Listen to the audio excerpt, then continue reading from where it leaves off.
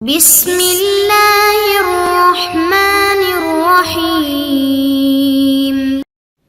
السلام علیکم معزز طلبہ کرام، آپ سب کیسے ہیں؟ آج ہم نور الانوار کے سبق نمبر 298 کو پڑھیں گے اور آج کے سبق کا عنوان ہے حروف معانی کا بیان۔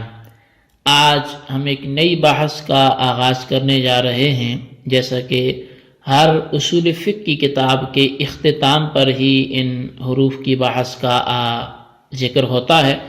تو خیر، آج کے ہمارے سبق کی عبارت ولما فرغ عن بیان الحقیقت والمجاز سے شروع ہوتی ہے۔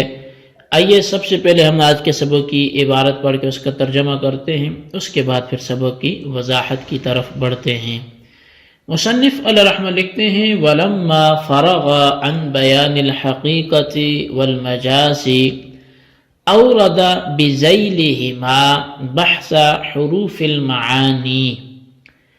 پس جب مصنف علیہ رحمہ حقیقت اور مجاز کے بیان سے فارغ ہوئے تو انہوں نے ان دونوں کے ذیل میں حروف معانی کے بحث کا وارد کیا۔ فقال، چنانچہ مصنف نے فرمایا وَيَتَّصِلُ بِمَا ذَكَرْنَا حروف المعانی، اور جو کچھ ہم نے ذکر کیا انہی کے ساتھ متصل ہوتے ہیں حروف معانی۔ ای یتصل بالحقیقت والمجاز حروف لها معان، یعنی کہ حقیقت اور مجاز کے ساتھ ایسے حروف ملتے ہیں جن کے معانی ہیں۔ وہی الحروف النحویۃ العاملۃ وغیر العاملۃ، اور وہ حروف نحویہ ہیں جو عاملہ بھی ہوتے ہیں غیر عاملہ بھی ہوتے ہیں۔ فإن فی اذا كانت بمعنى الظرفیۃ تكون حقیقۃ وإن كانت بمعنى علی تكون مجازا۔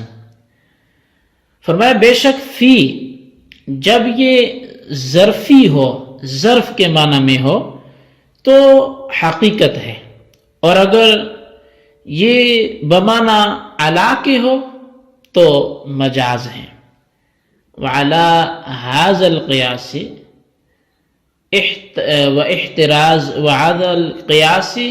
واحتراز بها عن حروف المبانی اعنی حروف الہجاء الموضوعۃ لغرض الترکیب لا للمعنی، اور اسی پر قیاس کرتے ہوئے اور انہی کے ساتھ حروف مبانی سے احتراز کیا۔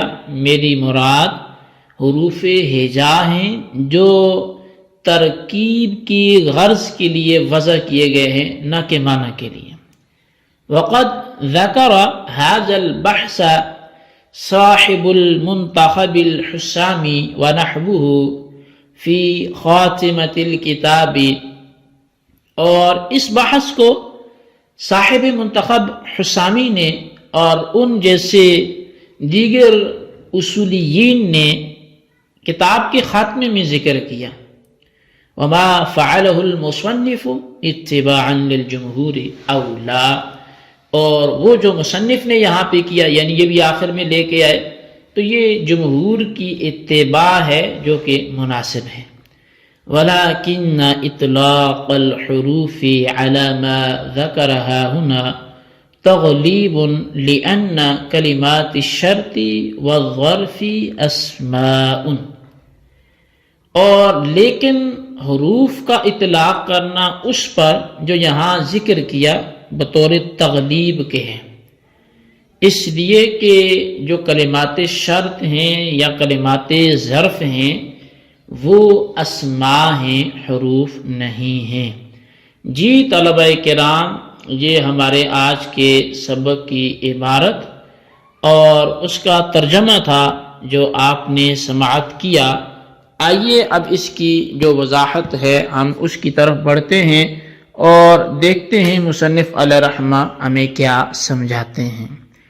تو سب سے پہلی بات تو یہ کہ شارح جو منار کے تشریح کرنے والے ہیں وہ ماتن کے بارے میں کہتے ہیں کہ جب ماتن حقیقت و مجاز کو بیان کر چکے تو اس کے بعد متصلاً حروف معانی کو ذکر فرمایا۔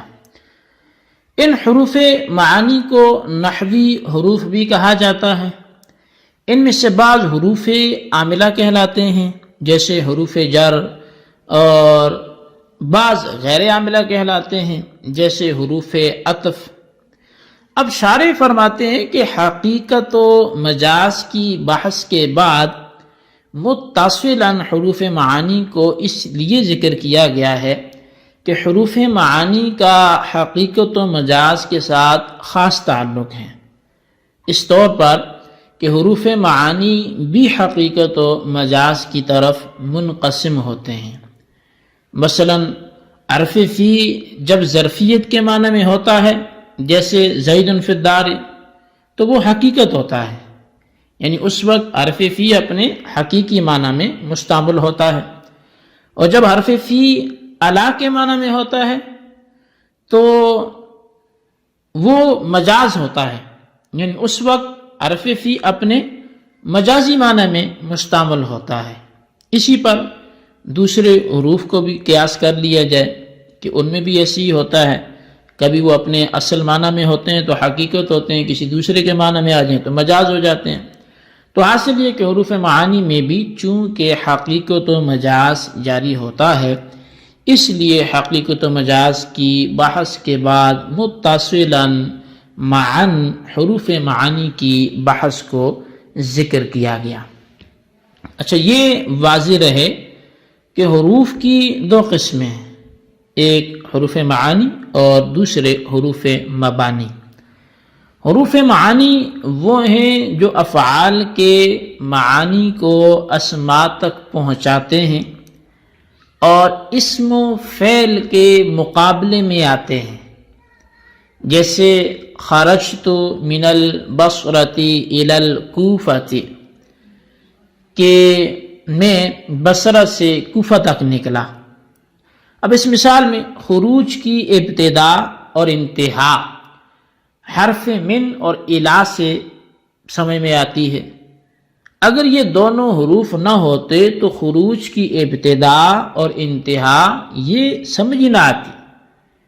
تو حروف معانی تھے کیونکہ یہ معنی پر دلالت کرتے ہیں اور یہ افعال کے معانی کو اسماء تک پہنچاتے ہیں، اس لیے ان سے یہ بات مفہوم ہوئی۔ اور حروف مبانی وہ ہیں جن سے کلمہ مرکب تو ہوتا ہے لیکن وہ خود کلمہ نہیں ہوتے، جیسے زیدن میں زا، یا، دال، یہ تینوں حروف ہیں، لیکن حروف مبانی ہے کہ ان سے کلمہ زید مرکب ہے لیکن یہ حروف علیحدہ علیحدہ خود کلمہ نہیں ہیں، انہی کو حروف تہجی بھی کہتے ہیں۔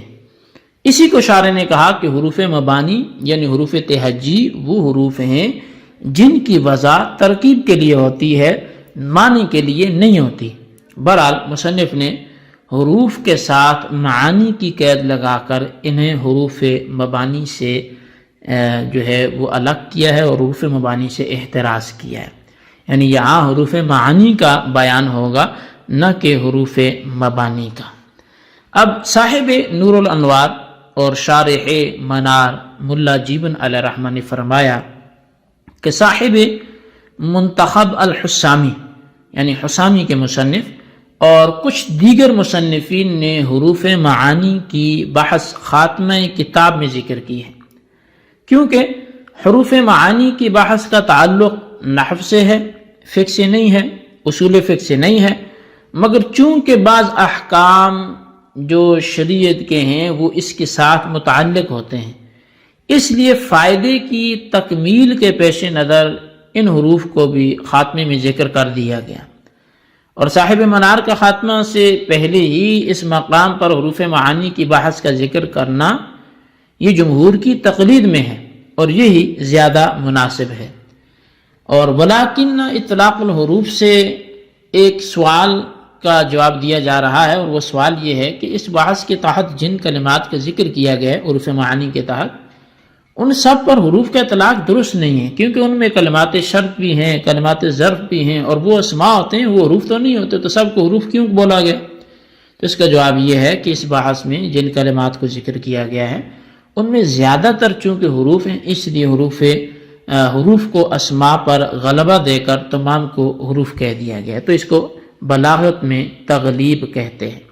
جی طلبہ کرام، یہ ہمارے آج کے سبق کی عبارت اور اس کا ترجمہ اور اس کی وضاحت تھی جو آپ نے سماعت کی۔ اس کو اچھی طرح سمجھیں، اس کے خلاصے کو رجسٹر پر لکھیں، بالخصوص ان سوالات کے جوابات دیں۔ سوال نمبر 1 یہ کہ حروف معانی کیا ہوتے ہیں، وضاحت تحریر کریں۔